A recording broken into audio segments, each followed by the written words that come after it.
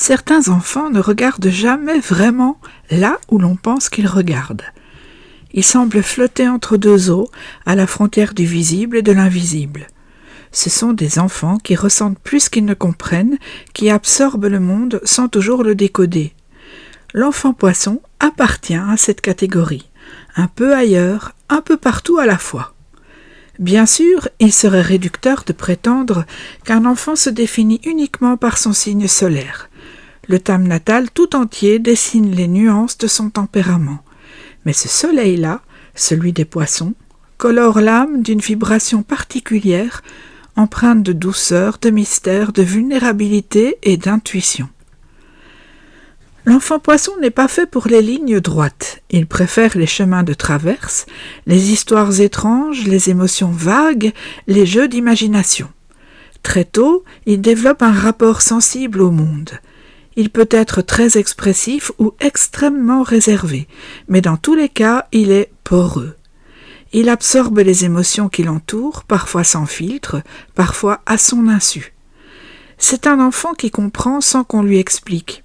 Il perçoit les tensions, les non-dits, les humeurs, les silences. Il ressent les choses avant même de savoir les nommer. Cela en fait un être extrêmement réceptif, mais aussi parfois très fragile. Un mot malheureux, un ton sec, un climat tendu à la maison, et il se retire. Il s'efface. Il fuit, non pas physiquement, mais intérieurement. Il faut donc veiller à ne pas le saturer. Le trop-plein émotionnel chez lui devient vite envahissant. Il faut l'aider à se construire des repères, à différencier ce qui lui appartient de ce qu'il capte autour de lui, et surtout, lui permettre de rêver sans s'y perdre. L'imaginaire de l'enfant poisson est sans limite. Il invente, il transforme, il colore la réalité. Il peut s'attacher à des objets, des histoires, des rituels qui n'ont de sens que pour lui. Il peut se passionner pour la nature, les animaux, la musique, l'eau, ou s'inventer des mondes parallèles dans lesquels il se sent plus en sécurité que dans celui des adultes. Cela ne veut pas dire qu'il faut le forcer à redescendre sur Terre en permanence. Il faut simplement lui apprendre à faire la navette entre ses mondes intérieurs et la réalité. Lui donner des outils concrets pour exprimer ce qu'il ressent. L'art, l'écriture, la danse, la musique, tout ce qui passe par le sensible peut devenir pour lui une bouée d'ancrage. Ce n'est pas un enfant combatif par nature. Il préfère éviter les conflits. Il pliera plutôt que d'imposer sa volonté, parfois jusqu'à disparaître de lui-même. Il faut donc l'encourager à dire non, à poser ses limites, à exister pleinement. Sa gentillesse est immense, mais elle peut se transformer en sacrifice silencieux si personne ne l'aide à se préserver.